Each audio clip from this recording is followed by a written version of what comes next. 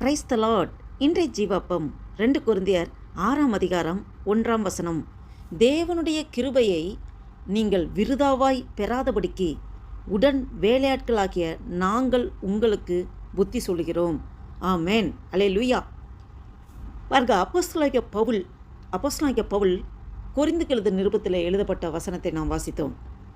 அவர் இப்படியாக சொல்கிறார், நாங்கள் அவரோடே கூட வேலை செய்கிறவர்களாக இருந்து நீங்கள் தேவனுடைய கிருபையை வீணாக பெறாதபடிக்கு உங்களை வேண்டிக் கொள்கிறோம் என்ற அர்த்தத்தில் சொல்கிறார். இந்த வசனம் முந்தைய அதிகாரமான 2 கொரிந்தியர் 5 கூறப்பட்ட ஒப்புரவாக்கும் ஊழியத்தின் அதோட கண்டினியூஷனாக தான் இது வருது. தேவன் கிறிஸ்துவின் மூலம் மனிதனை தம்மோடே ஒப்புரவாக்கினார். அல்லேலூயா. இப்போது அந்த கிருபையை பெற்றவர்கள் அதற்கேற்ற வாழ்க்கையை வாழ வேண்டும் என்பதே இந்த வசனத்தின் மைய கருத்தாக இருக்கிறது. அல்லேலூயா. நாங்கள் அவரோட கூட வேலை செய்கிறவர்களா இருந்து என்று சொல்லப்பட்டிருக்கிறது. பாருங்க, அப்போஸ்தலனாகிய பவுல் தானும் மற்ற ஊழியர்களும் தேவனுடைய பணியில் அவருடன் இணைந்து செயல்படுகிறவர்கள் என்று அப்போஸ்தலனாகிய பவுல் கூறுகிறார். தேவனே இரட்சிப்பை அளிக்கிறார். ஆனால் சுவிசேஷத்தை அறிவிப்பதற்காக மனிதர்களை கருவியாக தேவன் பயன்படுத்துகிறார். அல்லேலூயா. இது ஊழியத்தின் மகிமையையும் பொறுப்பையும் காட்டுகிறது. இதற்கு நாம் எக்ஸாம்பிளாக பார்க்க போகிறோம் என்றால் 1 கொரிந்தியர் 3ஆம் அதிகாரம் 9ஆம் வசனத்தில் நாம் பார்க்கிறோம், நாங்கள் தேவனுடைய உடன் வேலை செய்கிறவர்கள் என்று சொல்லப்பட்டிருக்கிறது.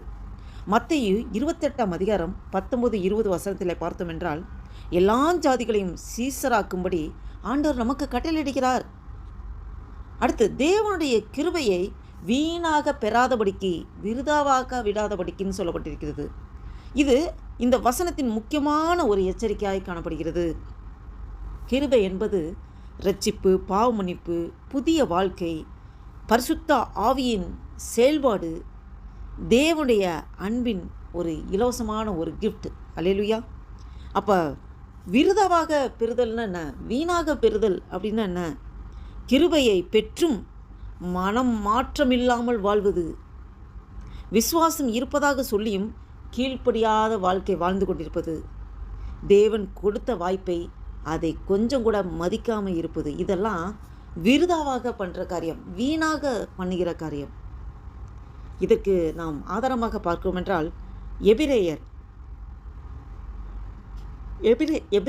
12ஆம் அதிகாரம் 15ஆம் வசனத்தில் நாம் பார்ப்போம் என்றால், தேவனுடைய கிருபையை இழக்காதபடி எச்சரிக்கையாக இருங்கள். ஆமேன்.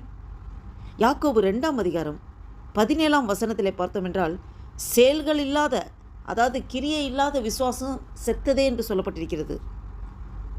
உங்களை வேண்டிக் கொள்கிறோம் என்று அவர் வருந்தி கேட்டுக்கொள்கிறார். அப்போ பவுல் கட்டளையிடவில்லை, அன்போடு விண்ணப்பிக்கிறார் அந்த கொரிந்து திருச்சபையில் உள்ள மக்களிடம். இது ஒரு மெய்ப்பனின் இருதயத்தை வெளிப்படுத்துகிறது. அதாவது ஒரு தாழ்மையோட, ஒரு ஹம்பிள்னஸோட கேட்பது. விசுவாசிகள் ஆன்மீகமாக வளர வேண்டும். விசுவாசிகள் ஒரு ஸ்பிரிச்சுவலாக, அந்த உலக பிரகார காரியத்தில் வளரக்கூடாது, ஆவிக்குரிய ஜீவிதத்தில் வளர வேண்டும். அவர்கள் கிருபையில் எப்போதும் நிலைத்திருக்க வேண்டும். ஆமேன்.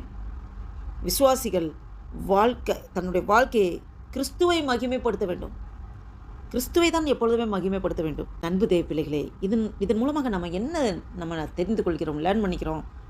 தேவனுடைய கிருபை ரட்சிப்புக்காக மட்டுமல்ல, பரிசுத்தமான வாழ்க்கை வாழ்வதற்காக நமக்கு கொடுக்கப்பட்டிருக்கிறது. கிருபை நம்மை மாற்ற வேண்டும். அதற்கு நாம் முழுவதுமாக அர்ப்பணிக்க வேண்டும். தேவனுடன் இணைந்து செயல்படுவதற்கு கிருபையில் நாம் எப்போதும் நிலைத்திருக்க அது கிருபை நமக்கு உதவி செய்கிறது. நாம் நிலைத்திருக்க வேண்டும். தேவன் கொடுத்த கிருபைக்கு ஏற்ற வாழ்க்கையை நாம் வாழ்வதே ஆண்டவருக்கு உண்மையான நன்றி உணர்வோடு இருக்கிறதாக அர்த்தம். ஆமேன். இப்போ நாம் ஒரு கேள்வி கேட்டு பார்ப்போமா? நான் பெற்ற கிருபை என் வாழ்க்கையை மாற்றியுள்ளதா? என் வாழ்க்கை தேவனுடைய கிருபையை மகிமைப்படுத்துகிறதா? மற்றவர்களுக்கும் கிருபையில் நிலைத்திருக்க நான் உதவுகிறேனா? இப்படி கேள்வி கேட்டு பார்ப்போமா? இதை கேட்டுக்கொண்டிருக்கிற நண்புதே பிள்ளைகளே, உங்களோடும் என்னோடும் ஆண்டவர் பேசி கொண்டிருக்கிறார். நாம் இந்த கேள்விக்கு என்ன பதில் சொல்லுவோம்? நம்மளோட வாழ்க்கை எப்படி ஓடிக்கொண்டிருக்கிறது? நாம் எப்படி ஆண்டவருக்கு பிரியமானபடி வாழ்ந்து கொண்டிருக்கிறோமா? நான் நல்லா இருந்தால் போதும், என்னோட காரியங்கள் மட்டும் பார்த்தா போதும் இல்லாமல் நாம் பொதுநலமாக நாம் பெற்ற சந்தோஷத்தை அநேகருக்கு சொல்லுகிறோமா? கிறிஸ்துவின் அன்பை வெளிப்படுத்துகிறோமா? நம்முடைய சாட்சி எந்த அளவுக்கு இருக்கிறது? நாம் கிறிஸ்துவின் நிலைத்திருக்கிறோமா?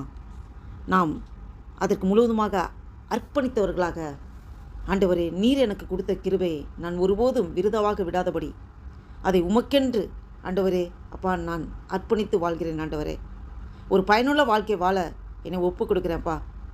அப்பா ஆண்டவரே உம்முடைய அன்பை அறியாதவர்கள் உமக்குள்ளே அல்லேலூயா அப்பா உமக்குள்ளே இல்லாத எத்தனையோ ஆத்துமாக்கள் இந்த பூமியில் வாழ்ந்து கொண்டிருக்கிறார்கள். அவர்களெல்லாம் உமக்குள்ளே கொண்டு வருவதற்கு அப்பா என்னை முழுவதுமாக ஒப்பு கொடுக்கிறேன். ஆண்டவரே என்னால் முடிந்த அளவுக்கு உடைய ஊழியத்தை செய்வேன் ஆண்டவரே என்று சொல்லி அர்ப்பணிப்போமா? இந்த அர்ப்பணிப்போட ஒரு புதிய நாளைக்குள் ஆண்டவர் நம்மளை நடத்தி கொண்டு வந்திருக்க தேவனுக்கு நன்றி செலுத்தி ஆண்டவர் நோக்கி பார்த்து ஜெபம் செய்வோம். அல்லேலூயா. நன்றி தகப்பனே, நன்றியோடு துதிக்கிறோம் ஆண்டவரே. துதிகள் மத்தியில் வாசம் செய்கிற தேவனே நன்றியோடு துதிக்கிறோம் ஐயா. இந்த அருமையான நாளைக்காக நன்றி செலுத்துகிறோம். இந்த நாளை காணும்படியாக எங்களுக்கு ஜீவன், சுகம், பலன், ஆரோக்கியத்தை தந்து இந்த மட்டும் பாதுகாத்து வருகிற கிருபைக்காய் நன்றி தகப்பனே. ஆண்டவரே வாசித்த இந்த வேத வசனத்தைப்படி ஆண்டவரே அப்பா ஸ்தோத்திர கத்தாவே, ஆண்டவரே அப்பா தேவனே நீர் எங்களுக்கு கொடுத்த கிருபையை நாங்கள் ஒருபோதும் விருதாவாக்கி விடாதபடிக்கு ஆண்டவரே அப்பா ஸ்தோத்திர கத்தாவே எங்களுக்குன்னு ஒரு பொறுப்பை கொடுத்திருக்கிறேன். எங்கள் ஒவ்வொருவருக்கும் ஒரு அழைப்பை நீங்கள் வச்சுருக்கீங்கப்பா. ஆண்டவரே எங்கள் ஒவ்வொருவரும் நீங்கள் விசேஷத்தை பாத்திரமாக தெரிந்து வச்சுருக்கீங்க. ஆண்டவரே உமக்கென்று ஆண்டவரே அப்பா நான் ஆண்டவரே உம்முடைய அன்பை ருசித்த நான் எந்த விதத்திலேயாவது உமக்காக நான் ஊழியம் செய்வேன். ஆண்டவரே என்னை முழுவதுமாக அர்ப்பணிக்கிற கத்தாவே ஆண்டவரே எங்களுக்கு ஆண்டவரே தாயின் கர்ப்பத்தில் உருவாகும் முன்னே எங்களை முன்குறித்து அழைத்திருக்கிறேன், வேறு பிரித்திருக்கிறேன். ஆண்டவரே அப்பா உங்களுடைய அழைப்பிலே நாங்கள் நிலைத்திருக்க அப்பா எங்களுக்கு கிருபை தருகிறதுக்காய் ஸ்தோத்திரம். ஆண்டவரே நன்றி அப்பா, எங்களே தாழ்த்திக்கிறோம். இந்த ஒரு புதிய நாளைக்காய் ஸ்தோத்திரம். இந்த 2026 வருஷத்தின் 6வது மாதமாகிய ஜூன் மாதத்தின் ஆண்டவரே 28ஆம் தேதியை காண கிருபை செய்த தேவனே உமக்கு கொடான கொடி ஸ்தோத்திரம் அப்பா. நன்றி தகப்பனே. ஆண்டவரே எங்களை கொண்டு நீர் என்ன செய்ய சித்தம் தீர்மானம் வைத்திருக்கிறோம் உடைய சித்தத்தைப்படி நடத்துங்கப்பா.